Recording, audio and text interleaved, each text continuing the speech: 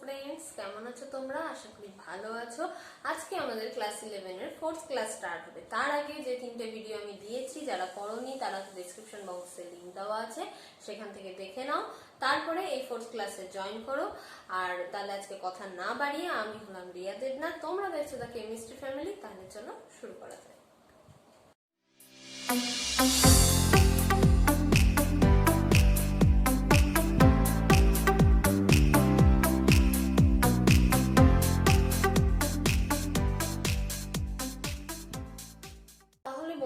আজকে শুরুতে আমরা শুরু করছি অ্যাটমিক এন্ড মলিকিউলার মাস তাহলে অ্যাটমিক মাস জিনিসটা আমাদের কাছে কি সেটা আগে জানি আগের দিন আমরা ডাল্টন অ্যাভোগাড্রো এখান থেকে অ্যাটম আর মলিকিউল এই দুটো জিনিসকে ডিস্টিংগুইশ করেছি অ্যাটমটা কি ছিল যে কোনো এলিমেন্টের সব থেকে অবিভাজ্য কণাকে অ্যাটম বলা হয়েছিল তাহলে আজকে সেই অ্যাটমটারই আমরা মাস ক্যালকুলেশন করব তাহলে হিসাব মতন ডাল্টন যেটা বলেছিলেন ফার্স্টে সেই অনুযায়ী প্রত্যেকটা এলিমেন্টের যে অ্যাটমের মাস সেটা নির্দিষ্ট হওয়ার কথা ছিল ড্রব্যাকে গিয়ে আমরা কি পড়েছি আইসোটোপের কনসেপ্ট পড়েছি আইসোটোপের কনসেপ্টে আমরা কি বললাম প্রত্যেকটা এলিমেন্টের এই যে অ্যাটম তার মাসটা কি হতে পারে ভ্যারি করতে পারে যেমন ধরো কার্বনের ক্ষেত্রে আমরা যদি ধরি সেটা 12 আছে C13 আছে C14 ও আছে এই তিনটে আইসোটোপ কার্বনের ক্ষেত্রে আমরা দেখতে পাই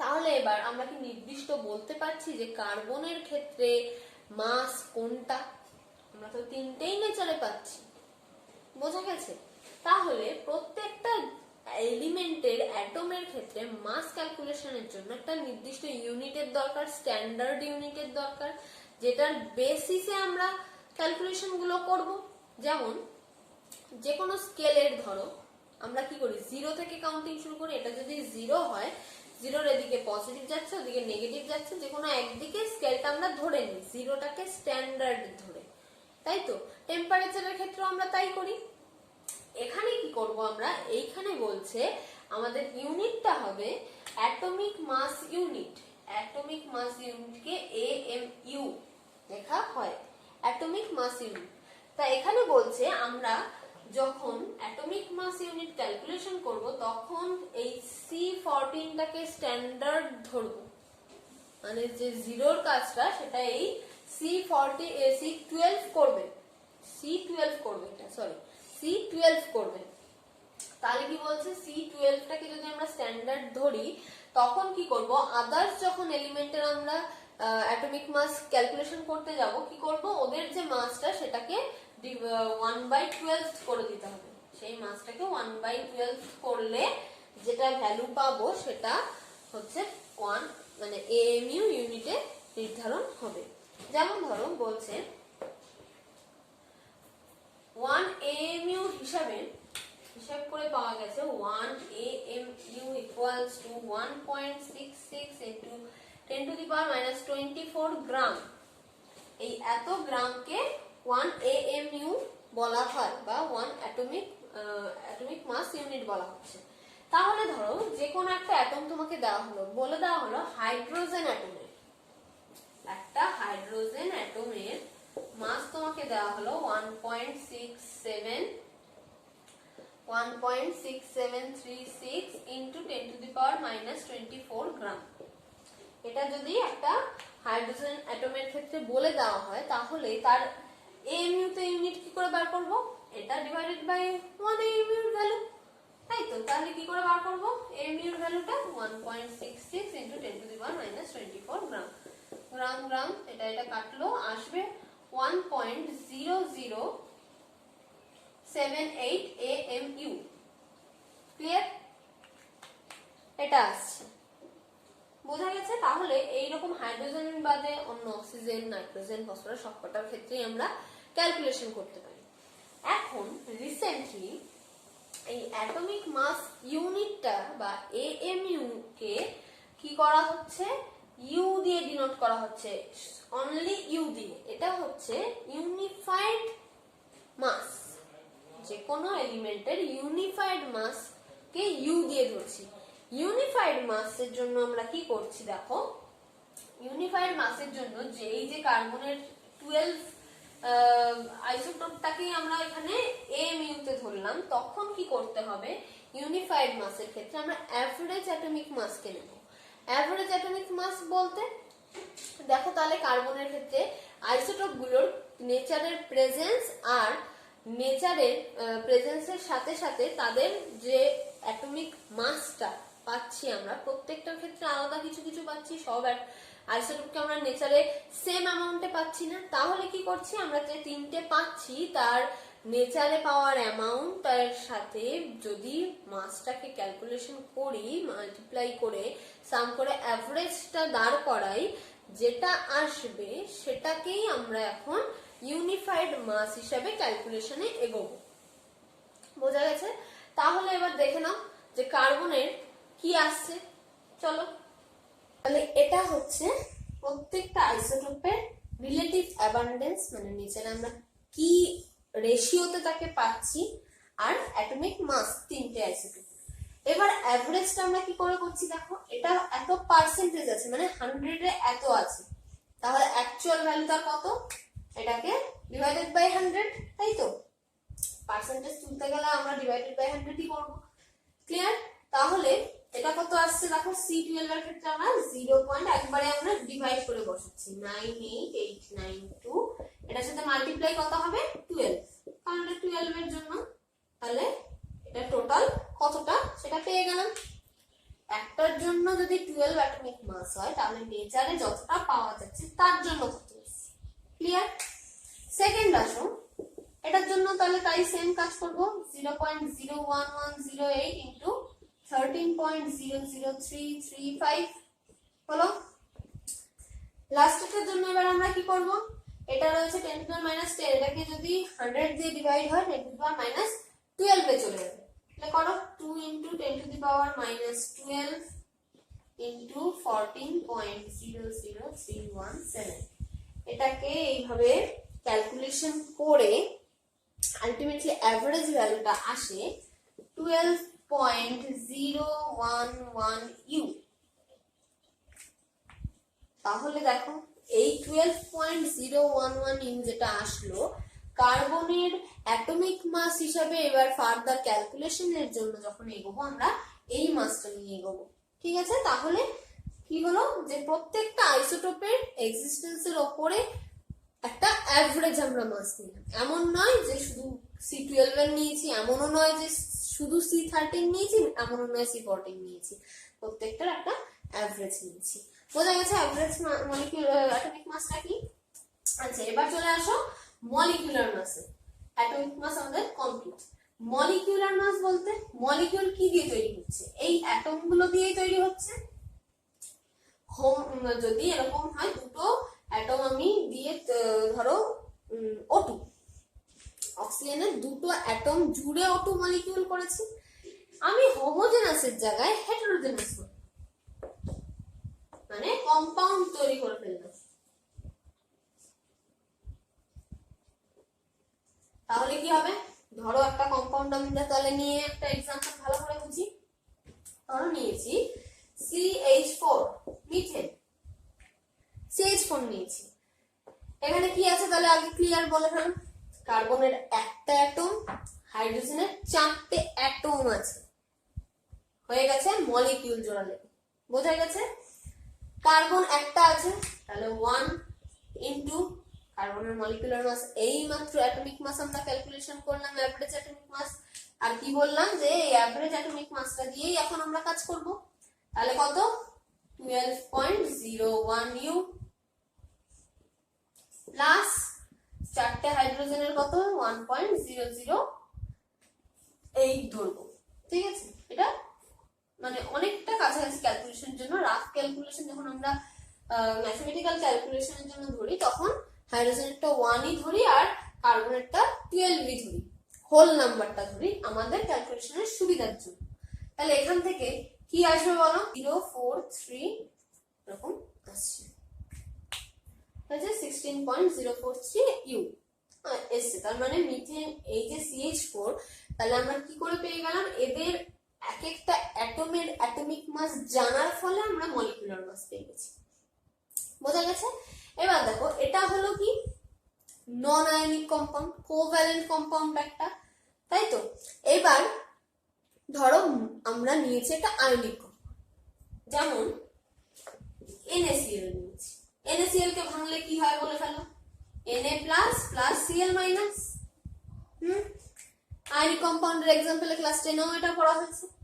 তাহলে Na প্লাস আর Cl মাইনাস রয়েছে। এবার এদের অ্যারেঞ্জমেন্টটা এমন থাকছে, দুটোই তো আয়ন, একটা ক্যাটায়ন একটা অ্যানায়ন, দুজন এমন নয় ছাড়া ছাড়া রয়েছে, আয়নের দিকে ক্যাটায়নের দিকে অ্যানায়নের দিকে থাকে না। কিরকম থাকে, একটা Na প্লাস যে অ্যাটম, Na প্লাস এর চারপাশে 6টা Cl মাইনাস অ্যাটম ঘিরে থাকে। তাহলে একটা Na প্লাস কখনোই সিঙ্গলি অকুপাইড, ওখানে সিঙ্গেল নেই, চারপাশে 6টা ক্লোরিনকে নিয়ে রয়েছে। আবার ক্লোরিনের ক্ষেত্রে সেম ভাবে পার্টিকুলার একটা ক্লোরিনকে ধরলো সেম অ্যারেঞ্জমেন্টে Na প্লাস গুলোকে ঘিরে রয়েছে, তার মানে ওরা সিঙ্গেল কেউ নেই।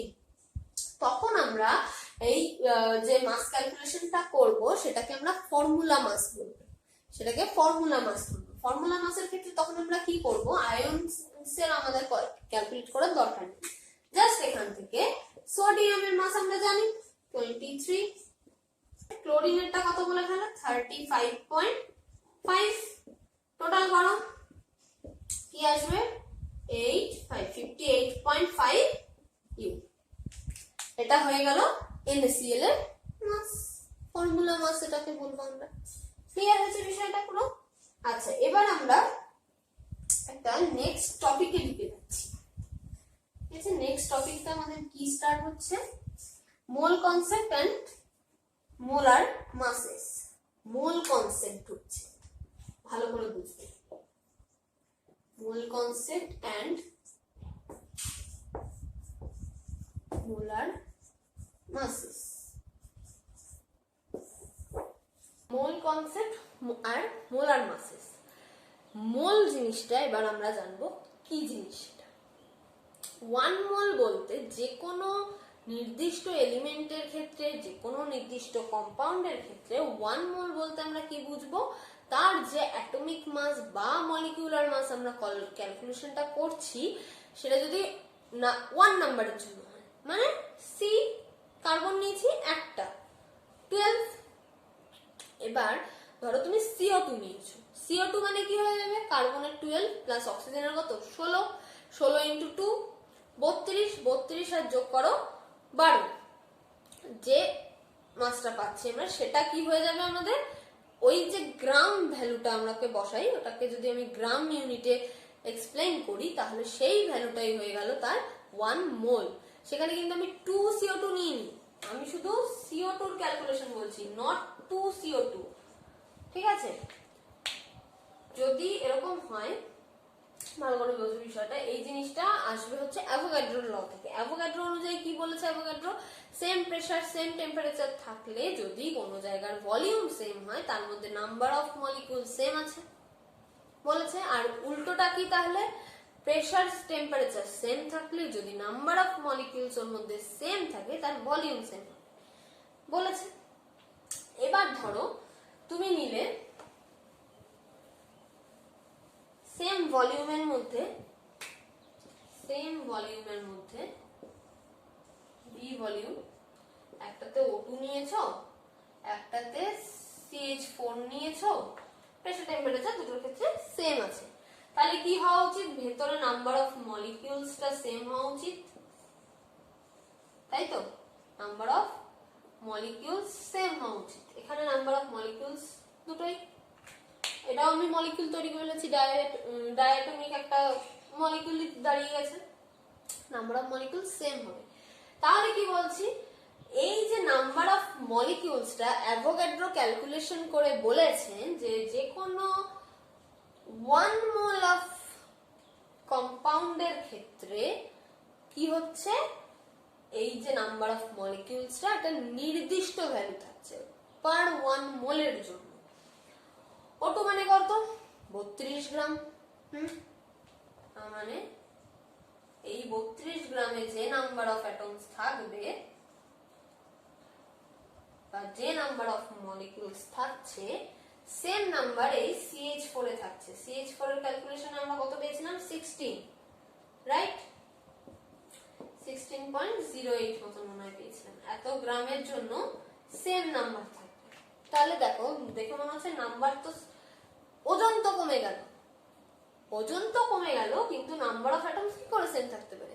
আমরা তো জানি ওজন যতই কমুক, ভলিউম যখন same, number of molecule same আছে। এই ভলিউমের জন্য আছে কত? O2 আছে, এত গ্রাম O2 এর ভিতরে রয়েছে, এত গ্রাম CH4 এর ভিতরে রয়েছে, কম আছে বেশি আছে যা আছে এর ভিতরেই রয়েছে। তাহলে নাম্বার অফ যে মলিকিউলস বা নাম্বার অফ অ্যাটম যেটা হচ্ছে সেটার ভ্যালুটাও সেম থাকবে। সেম মানে কত? সেটাকে NA দিয়ে ডিনোট করা হয় বা ক্যাপিটাল N দিয়ে ডিনোট করা হয়। 6.022 ইনটু 10 টু দি পাওয়ার 23। এটা হচ্ছে অ্যাভোগাড্রো নাম্বার। অ্যাভোগাড্রো ক্যালকুলেশন করে এই নাম্বারটা ইন্ট্রোডিউস করেছে। তাহলে বোঝা গেল 1 মোল জিনিসটা কি। আবার কি বলছে, যদি এই নাম্বার অফ মলিকিউলস বা অ্যাটমস যদি সেক্ষেত্রে প্রেজেন্ট থাকে, তাহলে তার ভলিউমটা কি হবে? ভলিউমটা হবে 22.4 লিটার। এটা এসটিপি ভ্যালুতে এটা আসছে 22.4 লিটার। ক্লিয়ার হয়েছে? তাহলে একটা জিনিস একটু বুঝিয়ে দিই। কি দেখো, এটা গেল এইভাবে। তাহলে আমি যদি বলি H2O 1 মোল মানে কত গ্রাম, 1 মোল মানে কত গ্রাম, H2O এর ক্ষেত্রে 1 মোল বার করছি। H2O ক্যালকুলেশন করো, 2 প্লাস 16 মানে 18 গ্রাম। 1 মোল মানে কি বললাম? এই যে ইউনিট একটা ইয়েতে থাকবে মলিকিউলের, সেই ওজনটাই 1 মোল মানে এত গ্রাম পেয়ে গেলাম। ঠিক আছে, এইবার বলছে মোলার মাস কাকে বলছে? 1 মোলের যা মাস হবে সেটাই মোলার মাস। 1 মোলের যা মাস হবে সেটাই মোলার মাস। আমি 1 মোলের জন্য এই মাসটা পেয়েছি, এটাই আমার মোলার মাস। যদি আমি মোলার মাস হিসাবে আমি এটাকে লিখতে চাই, তখন কিভাবে লিখবো? 18 গ্রাম পার মোল। পার মোল কথাটা দিতে হবে, কারণ 1 মোলের জন্যই এই ভ্যালুটাকেই আমি মোলার মাস বলছি পার্টিকুলার ওই কম্পাউন্ডের জন্য। ক্লিয়ার হয়েছে বিষয়টা? আচ্ছা, এবার আসো পার্সেন্টেজ কম্পোজিশনে। মোল কনসেপ্ট আর মোলার মাস কমপ্লিট। পার্সেন্টেজ কম্পোজিশনে আসো। পার্সেন্টেজ কম্পোজিশনটা কি? আচ্ছা, একটা এক্সাম্পল নিই। ধরো নিয়েছি, আচ্ছা বেশি কিছু কঠিনে দিতে হবে না, H2 নিয়ে নাও। বেশি কঠিন আগে বোঝালে বুঝা হবে না। H2 নিয়েছি, মোল কম্পোজিশন মানে পার্সেন্ট কম্পোজিশনটা কি? 100% এ কে কত প্রেজেন্ট আছে, এই H2 মলিকিউলটা আমি নিয়েছি। তাহলে H2 এর টোটাল আমি ওয়েট কত পেয়েছি, টোটাল মাস কত পেয়েছি বলো?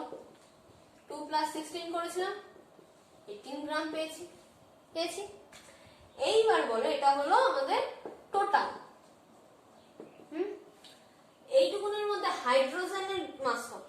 এই H2 এর মধ্যে শুধু হাইড্রোজেন কটা আছে? দুটো অ্যাটম আছে, ওর মাস কত? অ্যাটমিক মাস 1 করে, তাহলে 2 গ্রাম। ক্লিয়ার? 2 গ্রাম। অক্সিজেনের এবার বলো মাস কত? তাহলে অক্সিজেন আছে কতটা? একটাই, একটার অ্যাটমিক মাস কত? 16 গ্রাম। 16 গ্রাম বসিয়ে দিলাম, হলো। এইবার বুঝো, টোটাল আছে 18, তার মানে 18 গ্রাম H2O তে কি হয়েছে? H2 এর অ্যামাউন্ট কত? সরি, হাইড্রোজেনের অ্যামাউন্ট কত? তো হাইড্রোজেন কত আছে? 2 গ্রাম অফ হাইড্রোজেন আছে। আমি তো এখানে পার্সেন্টেজ বার করব, তাহলে 2 গ্রাম আছে হাইড্রোজেন। এইবার 100 গ্রামে বার করতে পারলেই তো আমার হয়ে যাবে যে 100 এ কত আছে, পার্সেন্টেজ কত আছে। 18 গ্রামেরটা আমি জানি 2 গ্রাম রয়েছে, 100 এ ক্যালকুলেশন করে ফেলো, 2 × 100 ডিভাইডেড বাই 18 করলে যে পার্সেন্টেজটা আসবে সেটাই হচ্ছে 11 পয়েন্ট সামথিং কিছু একটা আসবে, 11.1%। ঠিক আছে, এটা গেল হাইড্রোজেনের ক্ষেত্রে। এবার চলে আসো আবার সেম কাহিনী। 18 গ্রাম H2 এর মধ্যে অক্সিজেন আছে 16 গ্রাম, O2 আছে, অক্সিজেন অ্যাটম আছে একটা, তাহলে 100 গ্রামের মধ্যে কত আছে 16/18 ইন্টু 100 কত যাবে সেম ভাবে ইন্টু 8 মাল্টিপ্লাই করলে 88.79% বা 8% এরকম আসবে। ক্লিয়ার হচ্ছে বিষয়টা? একদম বোঝা গেছে? আচ্ছা, হয়ে গেল আমাদের এটা পার্সেন্ট কম্পোজিশন। নেক্সট আমরা যাব এই নিউমেরিক্যালটা দিয়ে আমরা এখন এম্পিরিক্যাল আর মলিকিউলার ফর্মুলার একটা ডিফারেন্স বুঝবো। এম্পিরিক্যাল, আচ্ছা কোশ্চেনটা আমি আগে করি। A compound contains 4.07% hydrogen, 24.27% carbon and 71.65% chlorine. Its molar mass is 98.96 gram. What are its empirical and molecular formulas? তাহলে এবার এম্পিরিক্যাল আর মলিকিউলার ফর্মুলা কি ডিফারেন্সটা বলি। এম্পিরিক্যাল ফর্মুলা হচ্ছে যে কোনো কম্পাউন্ডের মধ্যে আমাদের তো দুটো, তিনটে, চারটে কম্পোজিশন মানে এলিমেন্ট অ্যাড হচ্ছে একটা কম্পাউন্ড করার জন্য। আমরা এম্পিরিক্যাল বলতে কি বুঝছি, যে একদম পূর্ণ সংখ্যার সরলানুপাতে যেটা যুক্ত হচ্ছে, মানে একদম সিম্পলিফাইড রেশিওটা আমরা পাচ্ছি।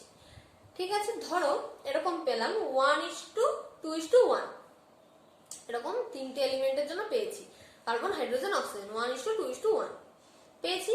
এইবার কি বলছে, ওটা হলো এম্পিরিক্যাল ফর্মুলা। তাহলে এম্পিরিক্যাল রেশিওটা পেয়েছি, এম্পিরিক্যাল ফর্মুলা কি হবে CH2O, এটা দাঁড়াবে এম্পিরিক্যাল ফর্মুলা। কিন্তু মলিকিউলার ফর্মুলা কোনটা, অ্যাকচুয়াল যে মলিকিউলটা কত নাম্বার অফ অ্যাটমস আছে সেটা আমরা তো জানি না। হতেই তো পারে যে কার্বন আছে 3টে, তাহলে সেই রেশিওতে গেলে অক্সিজেনও পাবো 3টে, হাইড্রোজেন পাবো তার ডবল 6টা। মানে অ্যাকচুয়াল ফর্মুলা কি, ওই কম্পাউন্ডটার মলিকিউলার যে ওইটা মোলার মাসটা যেটা দেবে সেখান থেকে আমরা পেয়ে যাব যে কত দিয়ে আর রেশিওটাকে আমার মাল্টিপ্লাই করতে হবে। তাহলে চলো শুরু করছি, আমি আস্তে আস্তে স্টেপ ওয়াইজ বোঝো। ফার্স্টে বলছে এই পার্সেন্টেজ গুলো অনুযায়ী তোমাকে এলিমেন্ট গুলো দিয়ে দিয়েছে, এত পার্সেন্ট হাইড্রোজেন, এত পার্সেন্ট কার্বন, এত পার্সেন্ট ক্লোরিন আছে।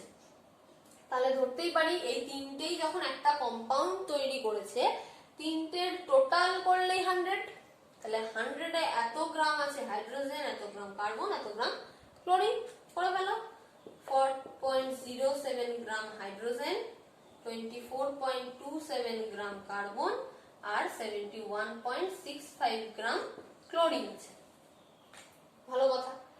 এইবার কি বলছে, এত গ্রাম যে ক্লোরিন আছে, এই এত গ্রাম যে হাইড্রোজেন আছে, কিন্তু একটা হাইড্রোজেন অ্যাটমের মাস কত, অ্যাটমিক মাস 1, আমরা তো জানি এটার মাস কত 1। তার মানে এই যে গ্রামটা পাচ্ছি, তার মানে একটা অ্যাটম নেই হাইড্রোজেনের, কটা অ্যাটম আছে বার করে ফেলো, ডিভাইডেড বাই 1.008, ওরকমই 4.4ই আসবে।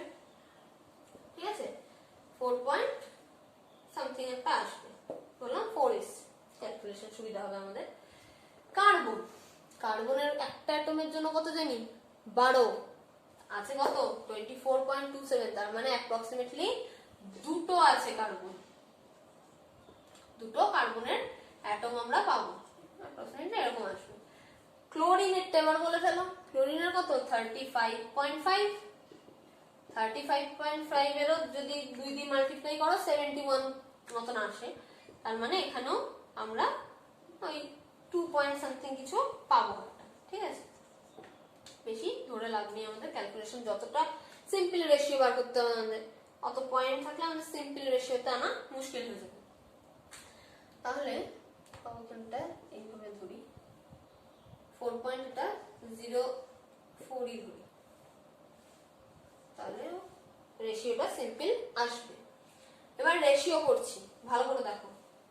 রেশিও ফার্স্ট করছি, হাইড্রোজেন ধরছি ইসটু কার্বন ইসটু Cl, 4.04 ইসটু 2.02 ইসটু 2.02, কি আসবে 2:1:1। পেয়ে গেছি একদম সিম্পল রেশিওটা।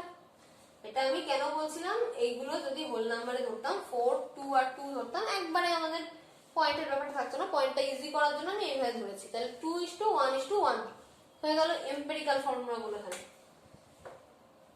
H2 কার্বনটা আগে লিখি, একটা সিঙ্গেল কার্বন CH2Cl, তার মানে এম্পিরিক্যাল ফর্মুলা কম্পাউন্ডটার এটা। এইবার কি মোলার মাস দিয়ে দিয়েছে, আমাকে মলিকিউলার ফর্মুলা বার করতে হবে। এটা আসলে এম্পিরিক্যাল ফর্মুলা, মানে এইটার রেশিও এবার বাড়তে পারে। এটা হলো সিম্পল রেশিওতে এসে এরপরে অ্যাকচুয়াল কম্পাউন্ডে পৌঁছাতে হবে। কি করে পৌঁছাবো দেখো, কার্বন, হাইড্রোজেন আর ক্লোরিনের নরমাল একটা অ্যাটমের ক্ষেত্রে যে মলিকিউলার, মানে নরমালি আমি এটার যদি মোলার মাস বার করি, এই মলিকিউলার মাস বার করি, কি করব, কার্বন মানে 12, হাইড্রোজেন মানে 2, দুটো আছে, আর ক্লোরিন মানে 35.5। ক্লিয়ার? তাহলে এখান থেকে যদি আমি টোটাল করি আসবে 49.5 গ্রাম। ঠিক আছে, আমাকে দিয়েছে কত, 98.96 গ্রাম। তার মানে কি করব, এটা এম্পিরিক্যালের যেটা বেরোলো total actual molar mass divided by empirical করলেই আমি পেয়ে যাবো। এখনো এই ফর্মুলাটাকে কত দিয়ে রেশিওটাকে মাল্টিপ্লাই করতে হবে, করে ফেলো। 98.96 ডিভাইডেড বাই 49.5 গ্রাম, অ্যাপ্রক্সিমেটলি আসবে 2। তার মানে এই ফর্মুলাটাকে 2 দিয়ে গুণ করে ফেলো। কার্বন কত ছিল 1, হয়ে গেল 2 কার্বন। যদি কার্বন, হাইড্রোজেন আর Cl করি, কার্বন ছিল 1, 2 দিয়ে গুণ করে 2 আসলো। হাইড্রোজেন ছিল 2, 2 দিয়ে গুণ করে 4 আসলো। আবার ক্লোরিনও ছিল 1, তার মানে ওকেও 2 দিয়ে গুণ করে 2 আসলো। ফর্মুলা এবার কিসের পাবো, মলিকিউলার ফর্মুলা। বার করে লিখে ফেলো, C2H4Cl. This is the molecular formula and this is the empirical formula. তাহলে বন্ধুরা আজকে এই পর্যন্তই। পরের দিনের ভিডিওতে আমরা মেন কিছু টপিক পড়ব, মোলারিটি, মোলালিটি, নরমালিটি, এই জিনিসগুলো আমাদের খুব ইম্পর্টেন্ট। এই রিলেটেড আমরা নিউমেরিক্যালসও সলভ করে ফেলবো একবারে। আর আজকের ভিডিওটা যদি ভালো লেগে থাকে তাহলে অবশ্যই লাইক করো, বন্ধুদের মধ্যে খুব ভাবে শেয়ার করো, সাবস্ক্রাইব করো চ্যানেলটাকে, আর বেল বাটনে অবশ্যই ক্লিক করে দিও। নেক্সট ভিডিওর আপডেট নোটিফিকেশন তোমাদের কাছে পৌঁছে যাবে। কোনো রকম যদি কোয়ারি থাকে তাহলে কমেন্টে অবশ্যই জানাতে পারো সেটা, আর অথবা দ্য কেমিস্ট্রি ফ্যামিলি এই ফেসবুক পেজটাকেও ফলো করতে পারো। তাহলে আজকের জন্য টাটা।